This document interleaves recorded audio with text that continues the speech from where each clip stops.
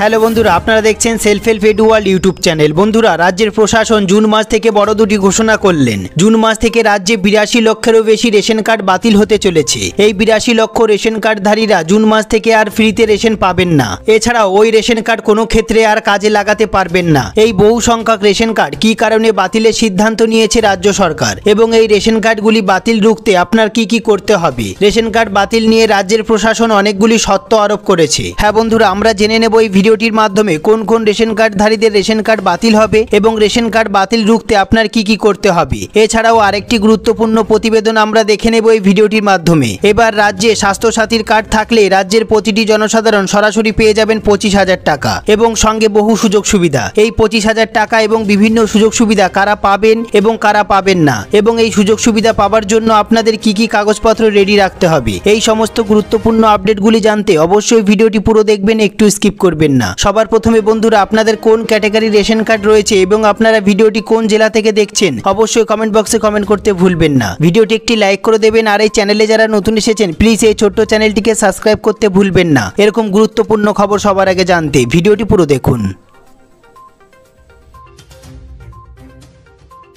সবার প্রথমে দেখে নেব আমরা এই গুরুত্বপূর্ণ প্রতিবেদনটি। জুন থেকে 82 লক্ষ রেশন কার্ড বাতিল। জুন মাস থেকে একাধিক রেশন কার্ড বন্ধ করতে চলেছে রাজ্য সরকার, কিন্তু কেন এমন সিদ্ধান্ত হঠাৎ করে? হ্যাঁ বন্ধুরা, এর আগেই ঘোষণা করেছিল রেশন কার্ডের সাথে আধার কার্ড সংযুক্ত না করলে জুলাই মাসের পর থেকে রেশন কার্ড বাতিল হয়ে যাবে। একাধিক পরিবার রেশন কার্ডের মাধ্যমে প্রায় ফ্রিতে খাবার পান, কিন্তু তাদের অনেকেই এই আপডেট হয়নি। রেশন কার্ড আধার কার্ড আসার পরে তথ্য হিসাবে কিছুটা গুরুত্ব হারিয়েছে বলাই চলে। প্রধানত রেশনের খাদ্য সামগ্রী নিতেই কাজে লাগে। তবে কেন্দ্রের বেশ কিছু প্রকল্প রয়েছে যেগুলি রেশন কার্ডের মাধ্যমে দেওয়া হয়। বন্ধুরা, তবে কেন্দ্রের বেশ কিছু তথ্য থেকে জানা গেছে রেশন কার্ড গুরুত্বপূর্ণ তথ্য হিসাবে উঠতে চলেছে। এর আগে আধার কার্ডের সাথে প্যান কার্ড সংযুক্ত করা বাধ্যতামূলক ছিল, এখন রেশন কার্ড। সরকার চাইছে সব তথ্যকে এক সুতোয় বাঁধতে। 1 জুন থেকে না হলে রেশন কার্ড বাতিল হয়ে যাবে। হ্যাঁ বন্ধুরা, এটি আপনি অতি সহজে খাদ্যসাথী অ্যাপ থেকে করে নিতে পারেন। এরপর আমরা দেখে নেব রেশন কার্ড বাতিল রুখতে কি করবেন। খাদ্য দফতরের অফিসিয়াল ওয়েবসাইটে যান, সেখানে আধারের সাথে অ্যাক্টিভ কার্ড লিংক করার অপশন পাবেন।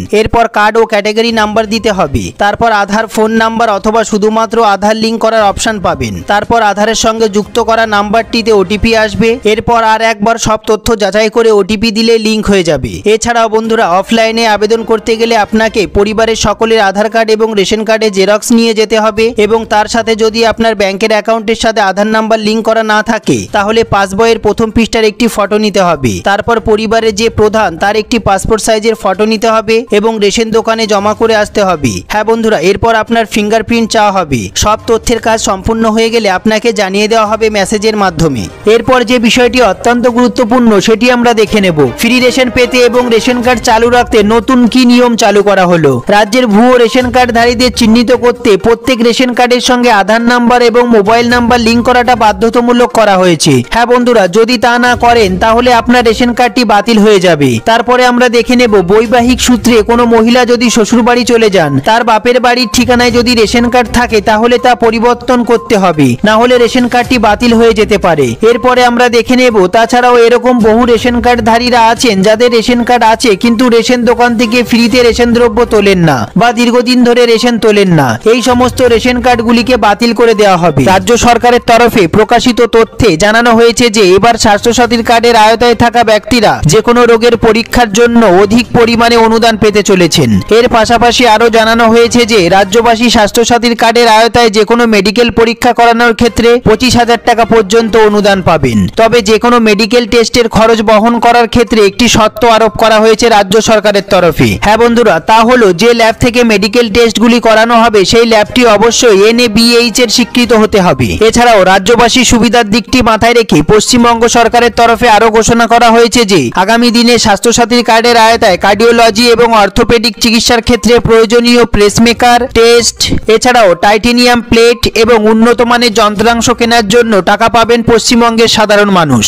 ইতিপূর্বে স্বাস্থ্যসাথীর কার্ডের আওতায় থাকা ব্যক্তিদের যে কোনো মেডিকেল টেস্ট করার জন্য রাজ্য সরকারের তরফে সর্বাধিক 5,000 টাকা অনুদান দেওয়া হতো। হ্যাঁ বন্ধুরা, এবার তা বেড়ে দাঁড়িয়েছে 25,000 টাকা। আর রাজ্য সরকারের এই সিদ্ধান্তে আগামী দিনে রাজ্যবাসী যথেষ্ট সুবিধা পেতে চলেছেন বলেই মনে করা হচ্ছে। হ্যাঁ বন্ধুরা, তবে এখানেই শেষ নয়। স্বাস্থ্যসাথী প্রকল্প নিয়ে আরও এক নতুন সিদ্ধান্ত নেওয়া হয়েছে রাজ্য সরকারের তরফে। ইতিপূর্বে বারংবার বেসরকারি হাসপাতালগুলির বিরুদ্ধে স্বাস্থ্যসাথী প্রকল্প এবং স্বাস্থ্যসাথী কার্ড নিয়ে বেনিয়মের অভিযোগ সামনে আসছে। হ্যাঁ বন্ধুরা, আর তাতেই এই অনিয়ম বন্ধ করতে স্বাস্থ্য দপ্তরের তরফে স্টেট এবং ডিস্ট্রিক্ট সার্ভিলেন্স টিম গঠন করা হয়েছে। স্বাস্থ্যসাথীর কার্ডের আয়তায় যে কোনো রোগীর বেসরকারি হসপিটালে চিকিৎসা হলেও উক্ত হসপিটালের পক্ষ থেকে সঠিক মূল্য দাবি করা হচ্ছে কিনা তা খতিয়ে দেখবে এই টিমগুলি। সঠিক মূল্য দাবি করা হলে যত দ্রুত সম্ভব উক্ত হাসপাতালের খরচ মিটিয়ে দেওয়া হবে। এছাড়াও তবে কোনো ক্ষেত্রে যদি দুর্নীতির প্রমাণ মেলে তবে ওই টাকা স্বাস্থ্যসাথীর নোডাল এজেন্সিকে ফেরত দিতে হবে, তেমনটাই জানানো হয়েছে স্বাস্থ্য দপ্তরের তরফে। এছাড়াও রাজ্য সরকারের তরফে একদিকে যেমন সাধারণ মানুষের সুবিধার কথা মাথায় রেখে স্বাস্থ্যসাথী প্রকল্প